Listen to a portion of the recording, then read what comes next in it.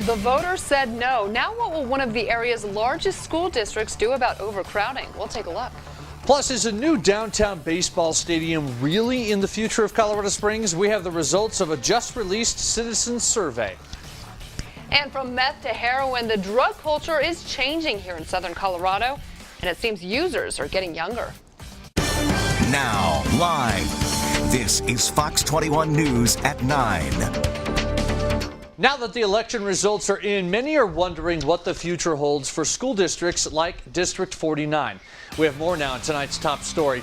The two measures they attempted to pass were in response to their growing student population, and one of the fastest in the state, by the way. The multi-million-dollar bond, which was supposed to go towards new infrastructure, was shot down. But the mill levy was approved, increasing teacher wages, concurrent enrollment, and vocational training. Fox 21's Tori Kay spoke with the district today to hear their response to elections and find out what's next. Tori?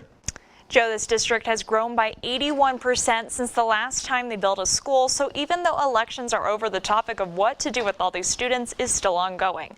They say getting the bond would have been an answer to this problem, but the mill levy is a step in the right direction. For many parents in the growing Falcon School District, Tuesday's election results with a bond measure going down in defeat wasn't the news they were hoping for. I always am for things going through for the schools, so it wasn't really that big of a price tag, I didn't think. Being able to just have a better education for kids, and I have a feeling they're not getting the best education right now. In 2005, the district had 10,800 students, but by this October, it increased to almost 20,000, a population their infrastructure isn't ready to handle. That is a challenge moving forward, and as new students arrive each and every day, since our community has chosen to not invest in new school buildings at this time, we're going to have to look at some alternative means to address some of our issues. On the flip side, the mill levy's concurrent enrollment and vocational training will help free up space, along with new scheduling and a creative use of facilities. We're used to finding interesting and innovative solutions to problems, and this will be no exception as we deal with our overcrowding situation. The mill levy also comes with some additional perks the district says will help their schools. It will increase the number of security guards and the teacher salaries, which will hopefully attract and retain the best instructors. Back to you. All right, thanks, Tori. Well, police are looking for the man who allegedly robbed a bank on Academy yesterday morning. Around 10 a.m., police say this guy walked into the TFC Bank on North Academy near Austin Bluffs. Now, he pretended to fill out paperwork, then approached a teller, pulled out a black handgun, pointed it at the teller, and demanded cash. Then he got what he wanted and ran out of the bank. If you know who this is, call police. By the way, this is the third time this bank branch has been robbed in the last 3 months. The shooting of a man during a burglary was deemed justified by the district attorney. Happened just after midnight Sunday morning on West Colorado Avenue. When police arrived, officers found 32-year-old Eduardo Gonzalez Ortiz with a gunshot wound. He was taken to a hospital and pronounced dead. The man killed in a motorcycle crash in central Colorado Springs over the weekend has been identified. Police say 28-year-old Ozzie Rowe of Colorado Springs was speeding and ran a red light, colliding with a car. That crash happened around 11 o'clock Saturday night at the intersection of Pikes Peak and Union. A Colorado Springs cab company is helping a family seek justice for the death of their son, who was shot and killed 9 years ago. Here are the facts of this story, point by point. In November of 2005, 20-year-old Tommy Kinslow was found dead outside of his home on Constitution Avenue in Colorado Springs. And to this day, Tommy's killer has not been found, but his family hasn't given up hope. Now, Yellow Cab has stepped in by providing free ad space in hopes of getting the case solved once and for all. Fox 21's Aisha Morales has the story. The feeling after seeing this for the first time is hard for Pam Kinslow to put into words. I usually hold myself together very well, and when I saw it, I didn't hold myself together. It was a very emotional thing. Not a day passes by that she doesn't think about her son Tommy and the man he was becoming. He was going to Pikes Peak Community College. He wanted to transfer to New Mexico and be a math teacher. And there's one thing she wants more than anything. I keep going, trying to find who did it, and that's what keeps me going, because Tommy deserves justice.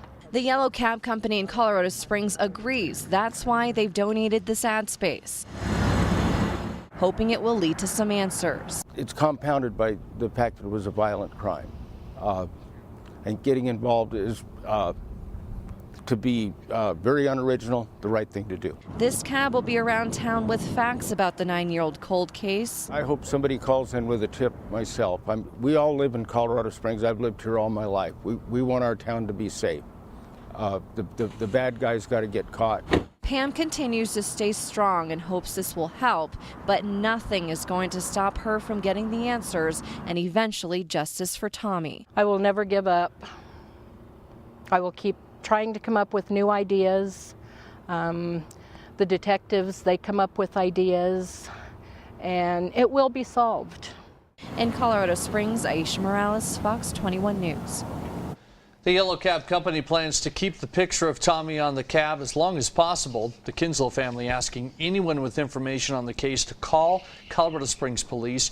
You can also call Crime Stoppers at 634-STOP.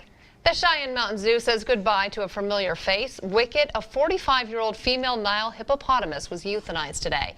The typical lifespan for a female hippo in a zoo is 37 to 50 years. Now, Wicket came to Colorado Springs 2.5 years ago from Illinois for better geriatric care and so she could socialize with the zoo's other hippos.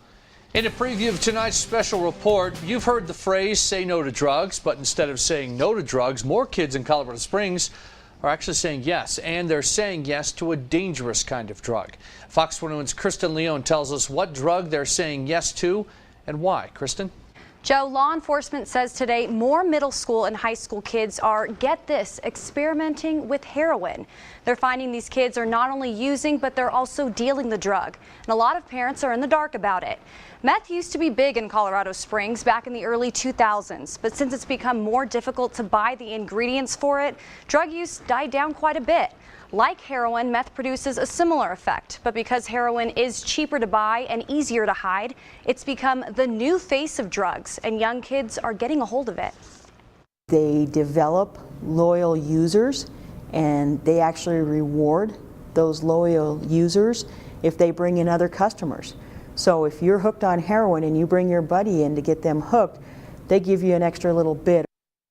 Coming up later in the show, we'll debunk some drug myths out there and we'll tell you what to look out for as a parent. Lauren?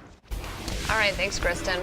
Well, sunny and warm today, and tonight the moon is shining brightly. Terry checks out the rest of the night now in the Fox Fastcast. Hey, Terry. Boy, you love that stuff, don't you, Lauren? That is nice weather out there today. Lots of sunshine. We had warm temperatures into the 60s, most places east of the mountains. And not only nice east of the mountains, take a look at this. This is a time lapse from Durham Mountain. That's the main mountain, the Keystone, from about 7 in the morning till about noontime.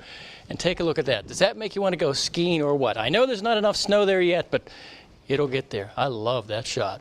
All right, let's take a look at some of the current temperatures. It was warm out there today, and still not too bad considering that we're in the, well, almost into mid-November. 42 in Colorado Springs, 41 right now in Pueblo, 45 Lamar. We have 33, though, in Alamosa. Warmest temperature up at Denver International Airport. It's 50 degrees. What happens for tomorrow? We'll see a good bit of sunshine, although not quite as much as we saw today. We'll see some clouds in the mix throughout the day, and it'll be a little breezy, especially later in the afternoon into the evening as a cold front approaches the area. But tomorrow we're ahead of the front, so some warm temperatures. As a matter of fact, probably the warmest of the last 7 days. Around 7 o'clock, temperatures will be in the low to mid 40s. We're in the 60s and 70s much of the afternoon, falling back to the 50s and 60s by 5 and 45 to 51 by 9 o'clock tomorrow night. So more warmth on tap for tomorrow. We're going to dial it back a little bit coming up on Saturday. We'll get to those specifics coming up 9:21. All right, very good. Thanks, Terry. Well, today Mayor Steve Bach released the results of a 2012 survey for a downtown baseball stadium. The City for Champions proposal would include new venues in the southwest part of downtown Colorado Springs, including a new ballpark. Here are the facts first. It would include a U.S. Olympic Museum, Colorado Springs Event Center, Sports Medicine and Performance Center, and a new Gateway Visitor Center at the Air Force Academy. If the project goes through, they hope to start it in the next 5 years and predict it would take 10 years to complete. Fox 21's Allison Mastrangelo has the latest results. Allison? Joe, in 2012, more than 100,000 surveys were sent out and only about 7,000 were filled out. But since the surveys were completed, the plans for the original City for Champions project has completely changed. The community was evaluating whether or not it was a good idea to build a new baseball stadium in downtown Colorado Springs. The survey shows more than half say they prefer the Sky Sox to stay at Security Service Field. Relocating the Sky Sox is no longer a part of the proposal. And since those results in 2012, the plans for City for Champions has changed dramatically. It originally was envisioned as more of a traditional baseball stadium with other events. But over the period of last year or so, it's evolved more into Olympic-themed sports and events center with Olympic-related events replacing baseball. This means the 2012 survey results do not relate to the current City for Champions project because they only surveyed people about a new baseball stadium downtown. It's definitely now about an Olympic-themed sports and events center, with the anchor being Olympic-related sporting events. And Springs residents say they would look forward to the economic boost this project could bring the city.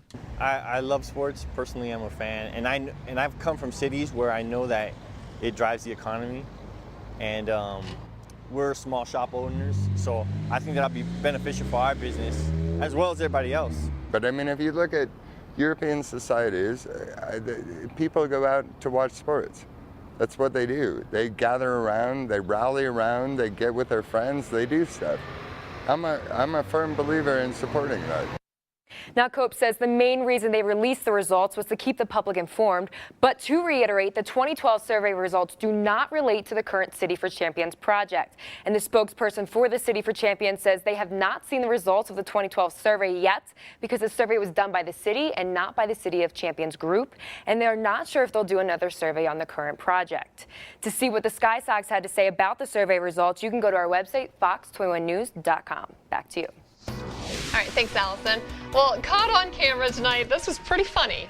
Did you see the video from Governor Hickenlooper's celebration speech? I did see that. Salazar back there as well, one of the Salazar brothers. And then right in front of him, woo, some zingers. Yep. Yeah, she's telling somebody that they're number one. But it wasn't like lighthearted. She wasn't trying to be mean there. But somebody else caught the camera coming towards her and tried to stop her. That's right. It's Roxanne White, and they were chanting 4 more years, and that's when she flips the bird. The chant is directed at White, who announced in June she would actually be leaving her post. Got to be careful when those cameras are rolling. You never know. You never know. So a Colorado doctor designed a surgery that may help get rid of type 2 diabetes. See how it works later as Fox 21 News at 9 continues. Plus, Apple says hackers are working overtime in an attempt to hack into iPhones all around the world. And will President Obama and Democratic lawmakers in the Senate rush to push through a Supreme Court nominee in the final weeks of this session? A closer look at the changing dynamics in Washington coming up next. You're watching Fox 21 News at 9 with Joe Cole, Lauren Ferrara, and Chief Meteorologist Terry Gerbstadt. This is Fox 21 News at 9.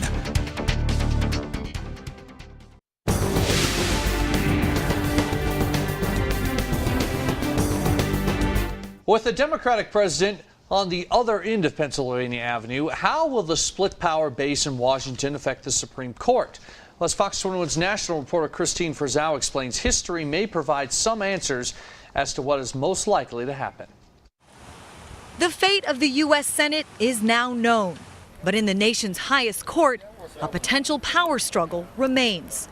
Should a Supreme Court justice leave the bench in the next 2 years, many now believe President Obama will be limited in his choice for a replacement, thanks to the new Republican majority in the Senate. He will have to find someone who is palatable to Senate Republicans while still nominating someone that the Democratic base can support. Jessica Waters is an attorney and associate dean at American University School of Public Affairs. She says as far as who will retire next, well, it's anyone's guess. People have looked at Justice Ruth Bader Ginsburg repeatedly, thinking that she might be the next to step down, but she has repeatedly signaled that she's not going anywhere. Currently, there are 4 justices over the age of 75, 2 who lean left, 1 who leans right, and 1 seen as the swing vote. Even while in the minority, Senate Republicans managed to block more than 75 judicial nominees for lower courts.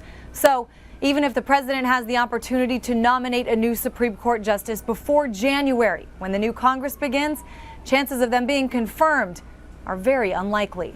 Whether they show it or not, most justices do care how cases turn out long after they're gone.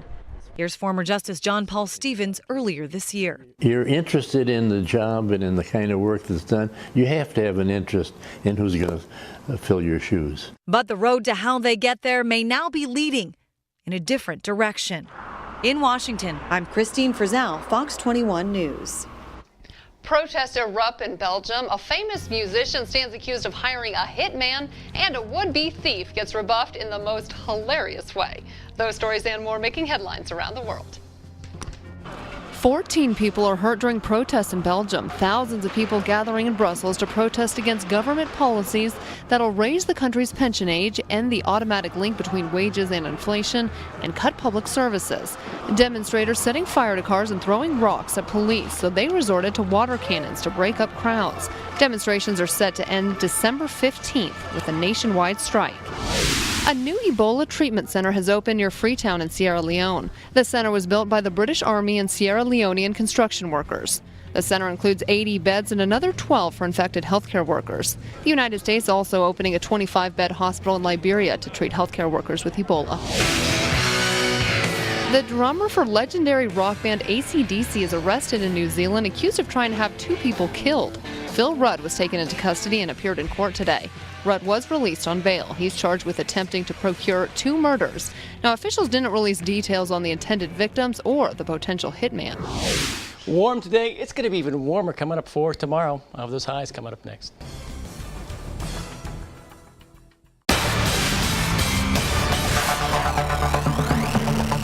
It was indeed warm today. How warm was it? We made it up to 64 degrees. There's the average high. 29 was the overnight low. That's right on average there. And in Pueblo, 65 was the high. 28 was the low temperature. A little chilly overnight. Let's take a look at the current temperatures. And most places are in the 40s, at least east of the mountains. But take a look at these temperatures. It's still 52 in Salida and 53 in Trinidad, 45 in Lamar. And I expect that now. Most of the temperature close to freezing already. It's going to get chilly overnight. So we take a look at the cloud cover. Storm system right in here. It's moving off to the east. Now, the main thrust of it will stay off to the north of us, but as it moves by, it's going to push some cooler air into the state. So by tomorrow night, the breezes pick up, some cooler air moves through, and Saturday, cooler than what we're expecting for tomorrow. But tomorrow, we're ahead of that. The breezes will pick up ahead of it, and it's going to warm us up quite nicely. 60s and 70s. If you like warm temperatures, you'll like this. Here's future view overnight. Nothing but clear skies. 7 o'clock tomorrow morning. We're looking for plenty of sunshine, but then a few clouds ahead of that weather system start to push in by about noontime. So some high clouds rolling into the area, and we'll see more of that through the afternoon. So in general, we'll call that forecast in the southeast part of the state partly cloudy as those clouds roll through the area. No precipitation, at least not during the day. By tomorrow evening, could see some rain or snow showers down around the Trinidad area. Rest of us, I think, will get through this with pretty much dry conditions, but cooler temperatures coming in for Saturday.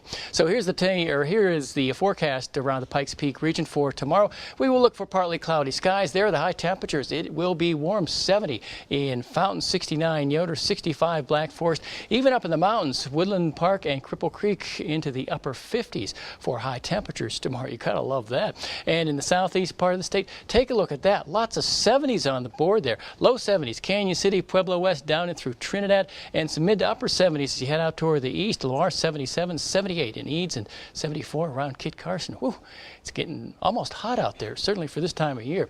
Taking a look at some more temperatures in the mountain valleys. Look at 63 for your high in Monte Vista, 64 in Salida, and 61 in West Cliff. What happens in Colorado Springs and Pueblo? We are going to check that right now for tonight. Mostly clear skies in Colorado Springs. Look for a low temperature of 38 in Pueblo. Low temperature right around freezing. Coming up for tomorrow, we'll look for partly cloudy skies, but I think they're mostly just high clouds, so still a fair amount of sunshine, breezy and warm. Look at that high temperature, 69 degrees, and I know somebody in town will have 70 on their thermometer. And in Pueblo, mid-70s with partly cloudy skies. Looking good out there for tomorrow, and certainly looking warm. If you'd like to check that forecast, fox21news.com is where you can go, and you can always get your forecast on our Fox 21 mobile app powered by Fox 21 News and brought to you by Right Total Indoor Comfort. So looking good for tomorrow. What's the weekend look like? I'll have a week's worth of weather coming up at 9:41. It's a good day to play hooky tomorrow. Yeah, I never thought of that. Yeah. Oh, I thought of it. Thanks, Terry. All right. In the weekend alternative from the Colorado Springs Independent, the Colorado Springs-based Rocky Mountain Women's Film Festival has been around for 25 years, making it the longest continuously running festival of its kind in North America. Well, this year's event will screen 40 features, shorts, and documentaries. The event runs through Sunday. And downtown is going all out for First Friday. There are new art shows, pop-up stores, as well as new restaurants. The tour leaves from Pikes Peak Community College's downtown studio gallery at 6 p.m. The ice rink. Yes. They're building it right now. It's almost done. Getting going. And you can enjoy a whole day of giving this Saturday by lacing up your running shoes for a run walk supporting the 2014 Give campaign. It begins at 10 a.m. at Venatucci Farm, then change into your running shoes for some boogie shoes and a night of fun at the annual Give Masquerade. That's at 7 o'clock at the Pinery at the Hill. Well, some people who either have diabetes or are pre-diabetic are turning to surgery to better manage the disease. See what doctors are doing right here in Colorado, and that's coming up next.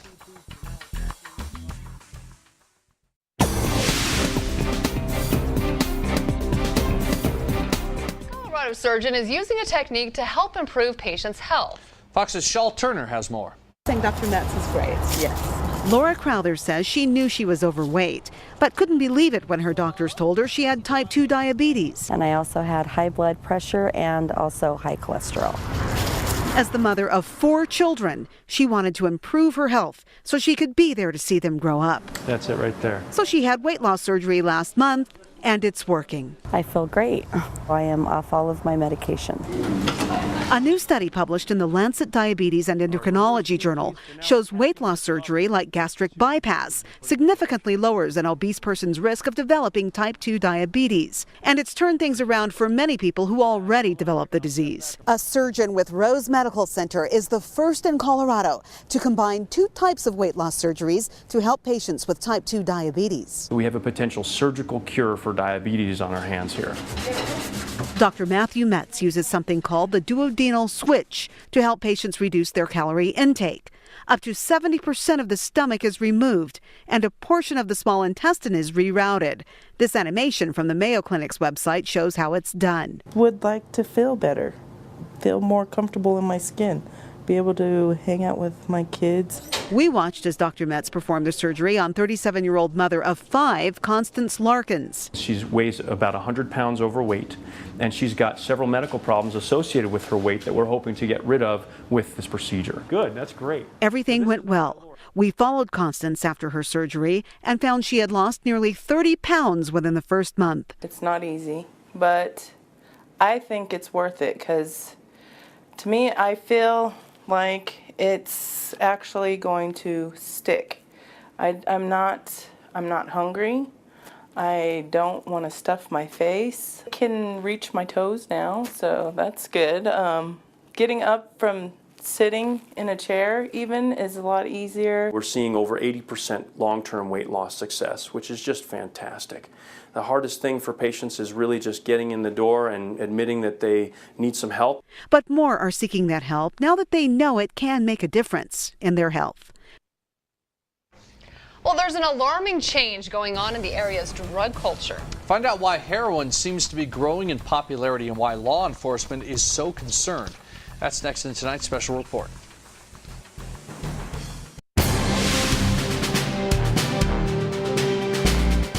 In 2003, meth was the drug of choice for many here in Colorado Springs, but the drug culture has drastically changed since then. And users, they seem to be getting younger. Fox 21's Kristen Leone tells us what the new drug of choice is and which age group is being targeted. Kristen. Joe, Lauren, at one point it was meth. Now it's heroin. And who's using? Kids ages 12 to 17. Law enforcement says more kids are seeing it in their schools and may be more willing to try it because, number 1, it's cheaper, and number 2, it doesn't mess up your teeth. But either way, heroin produces the same effects as meth. Both have been around for quite some time. Before Breaking Bad even became a hit television series, meth labs and major drug busts were going on right here in Colorado Springs. In 2003, we responded to 157 meth labs. It's not necessarily the biggest meth bust, but that's the year that we responded to the most amount of labs in the county. And before that, only a small dose of the population was using meth. Meth had always been a biker gang drug. And it morphed from then, and we started seeing it more into middle class and pretty much suburbia and pretty much anywhere else. There's no face of meth, White says, except the face you get from frequent use. You'll see them get pock marks on their face from the chemicals. Basically, the chemicals are trying to leach themselves out of their system and out of their skin. Not only is the drug addictive, but Buckley says she's even seen someone put everything on the line just to get that next high. I had a grandmother that was addicted when I was a patrol officer. She just explained to me a little bit about the overall draw that it had on her system. That overall draw is what causes users to go to extreme lengths to either get the drug or the ingredients to make it. And back then, it was easy. People would walk into grocery stores, they would walk into any convenience store that sold medicine, and they would buy the Sudafed or they would steal the Sudafed right off of the shelves. Now there's a state law making it harder to buy controlled substances. And since then, the city and county have seen fewer meth labs. We went from that all-time high in 2003 of 157 to last year, we only had 2 meth labs. But that doesn't mean folks aren't still using or dealing it. We've seen the decline in the cooking of the meth. We do still see the meth here in Colorado Springs. To the people that sell drugs, it's a business just like any other business. Now the drug business has gone in a whole different direction. It was rare to see heroin on the streets. Now we see quite a bit of it. And the target? Middle schoolers and high schoolers. Kids aren't dumb. And the best way to combat any of this is with education.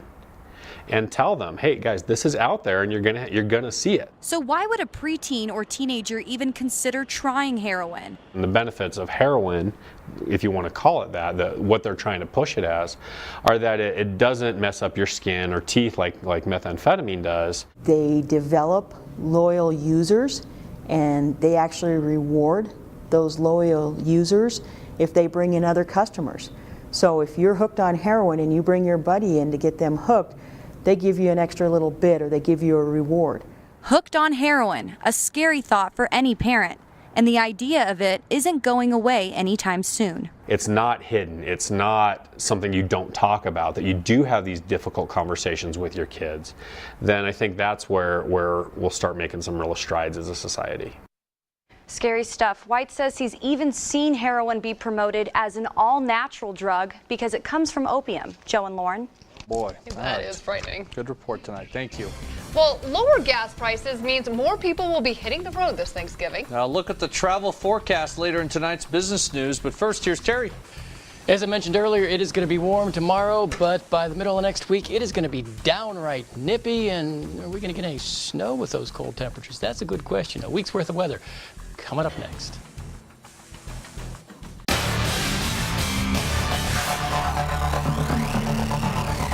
Well, let's take a look at those high temperatures across southern Colorado for today. And most places were in the 60s, but look at that. You made 70 in Lamar. What a nice day. 65 in Springfield, 68 in Trinidad, even into the 60s in Alamos. It could be a little warmer tomorrow, especially east of the mountains.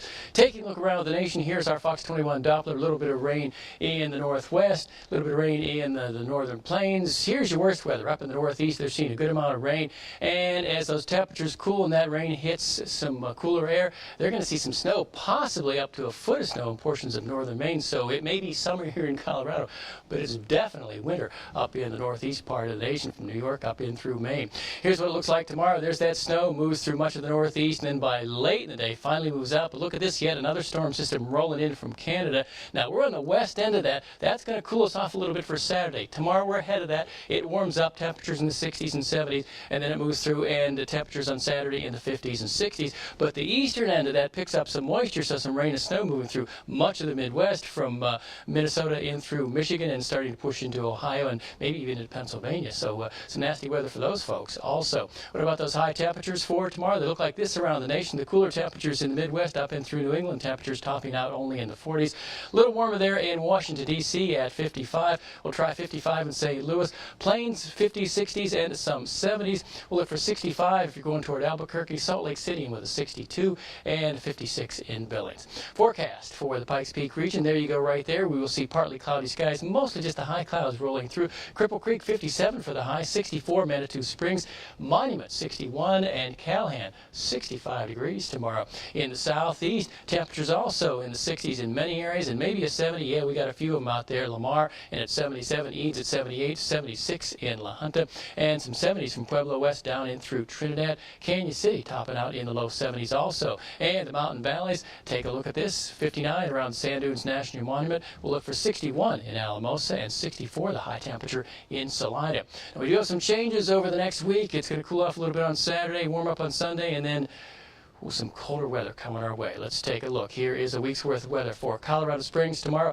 69, cooling it off to 60 on Saturday, back to that 69 on Sunday. Then a stronger storm moves through, and we see some much cooler temperatures on Monday. Temperature 58, only 39 on Tuesday. Likewise on Wednesday, maybe warming up a little bit by Thursday. In Pueblo, 74 tomorrow, 65 Saturday, back to that 74, and then we cool off. The winds blow and bring much colder temperatures by Tuesday. High temperature only 40, and we'll stay in the low 40s on Wednesday.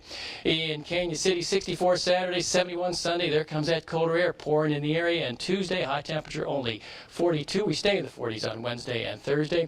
And finally, in Woodland Park and Teller County, we see some warmer temperatures through the weekend, but by Tuesday, a high temperature of only 35. The overnight low Tuesday night, 20, and we'll stay in the 30s coming up on Wednesday. It doesn't look like a whole lot of moisture associated with either storm, though. If you'd like to check out a week's worth of weather, FOX21News.com is where you can go. So looks good for the weekend. Cooler temperatures, definitely colder. I think colder is the word we want to use for middle of next week. It's been a while since I've seen him run back into the newsroom or into the studio. Did he hop the track for the? Yeah, I made it. Yeah. I made it. It's pretty good. All not even winded. All for the sake of sports. Gotta get that done. I'm getting it done. I'll be watching. Thank you, Terry. Well, there is growing concern about cybersecurity in Apple products. Hear what you should be looking out for next.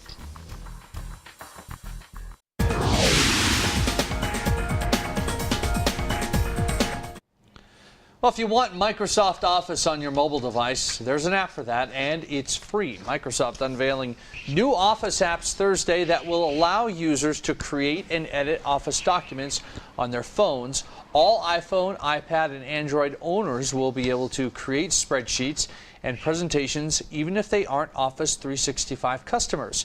By giving away Office for free to mobile users, Microsoft is betting it will help maintain a strong base of PC users.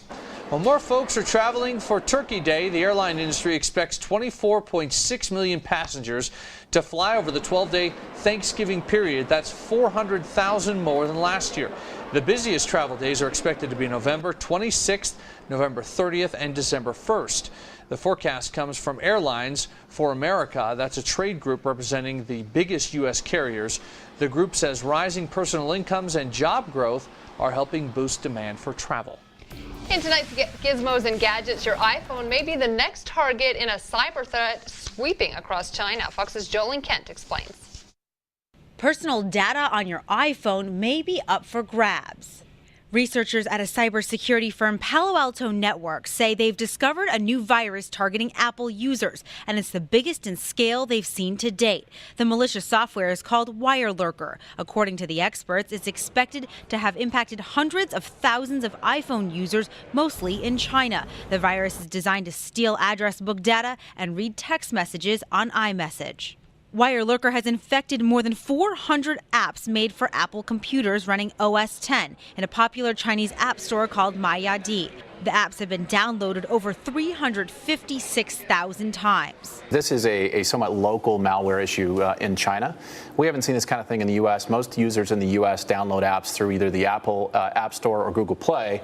In China, you've got roughly 200 app stores, most of them not run by Apple or Google, all of them not run by Apple or Google. So it's much more of an open environment. I do think you're going to see Apple, Google, others doubling down on security in the mobile ecosystem over the next 12 to 18 months.